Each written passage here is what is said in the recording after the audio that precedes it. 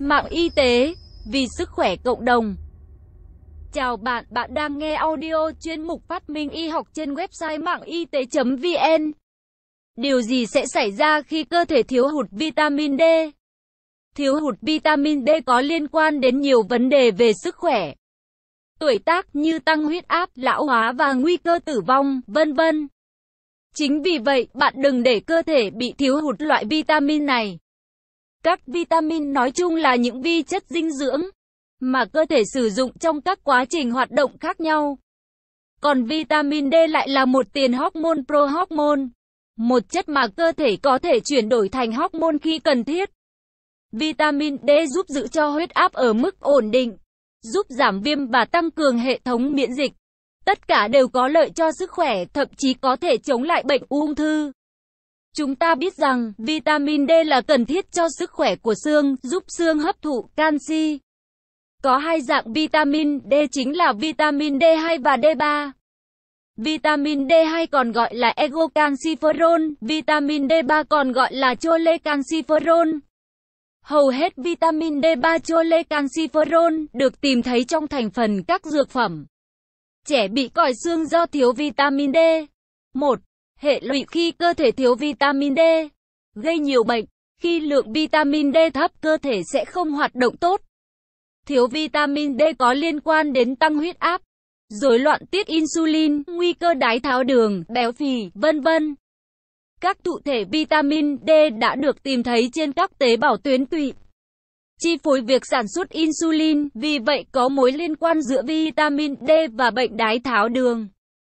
Chúng ta biết rằng, nhiều cơn đau tim xảy ra vào mùa đông, thời điểm mọi người đi ra ngoài ít hơn. Do đó có mức vitamin D thấp, bệnh nhân sẽ sống sót sau ung thư tốt hơn vào mùa hè khi mức vitamin D trong cơ thể cao hơn.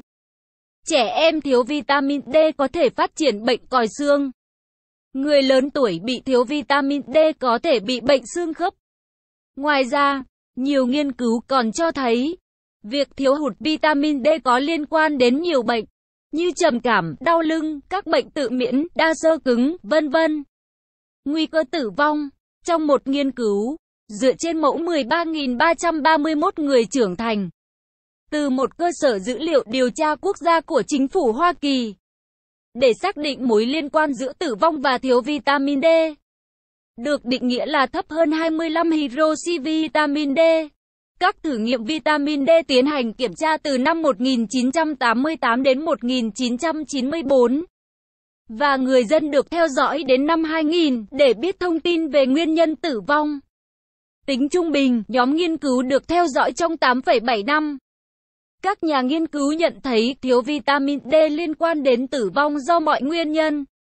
Những người có mức vitamin D thấp nhất có nguy cơ tử vong tăng 26% so với những người có mức vitamin D cao nhất. Nghiên cứu cũng kết luận 3,1% số người tử vong ở Hoa Kỳ có liên quan đến sự thiếu hụt vitamin D. Các nhà nghiên cứu tin rằng, thiếu vitamin D là một yếu tố nguy cơ độc lập đối với bệnh tim, và nên cân nhắc các yếu tố nguy cơ khác như tiền sử gia đình, tăng huyết áp hoặc thừa cân. Thiếu vitamin D cũng có thể là một yếu tố gây tử vong do ung thư. Các thực phẩm giàu vitamin D. 2. Bổ sung như thế nào? Có 3 nguồn có thể cung cấp vitamin D cho cơ thể, đó là thực phẩm, ánh sáng mặt trời và dược phẩm. Một số cá béo như cá hồi và dầu gan cá là một nguồn cung cấp tốt vitamin D. Gan bò, phô mai và lòng đỏ trứng cũng có lượng vitamin D dồi dào. Ngũ cốc và sữa thường được bổ sung vitamin D. Trên thực tế, 2 ly sữa bổ sung vitamin D mỗi ngày sẽ cung cấp đủ vitamin D cho những người ở độ tuổi 50. Ánh sáng mặt trời vẫn là nguồn gốc tự nhiên, mạnh mẽ nhất cung cấp vitamin D. Các nhà nghiên cứu Mỹ đã lấy cùng một cơ sở dữ liệu do chính phủ Hoa Kỳ sử dụng trong nghiên cứu ở trên NSANES và tìm kiếm mối liên quan giữa nồng độ vitamin D và hoạt động ngoài trời ở người lớn. Nghiên cứu nhận thấy, mức vitamin D đã giảm theo tuổi tác, và sự tham gia hoạt động thể dục ngoài trời cũng giảm theo độ tuổi. Tuy nhiên, ở những người từ 60 tuổi trở lên, hoạt động ngoài trời hàng ngày lại có mức vitamin D tương tự như của một người trưởng thành trẻ tuổi. Như vậy, nồng độ vitamin D trong cơ thể không giảm theo độ tuổi, mà giảm theo số lượng thời gian ở ngoài trời ít. Vì vậy, bạn có thể gia tăng nồng độ vitamin D bằng cách đơn giản là dành chút thời gian ra ngoài trời mỗi ngày. Chỉ cần 15 phút phơi nắng tay và mặt mỗi ngày. Tránh ánh nắng chiếu trực tiếp vào mắt là cơ thể có đủ vitamin D trong điều kiện bình thường. Ngoài ra, cũng có thể bổ sung vitamin D khi bị thiếu hụt bằng dược phẩm theo chỉ dẫn của thầy thuốc. Tiến sĩ, bác sĩ Lê Thanh Hải, theo Verigel và Harvard Health Publication. Nội dung bài viết đến đây là kết thúc. Nếu bạn có thắc mắc, câu hỏi gì xin hãy chia sẻ bình luận bên dưới bài viết này.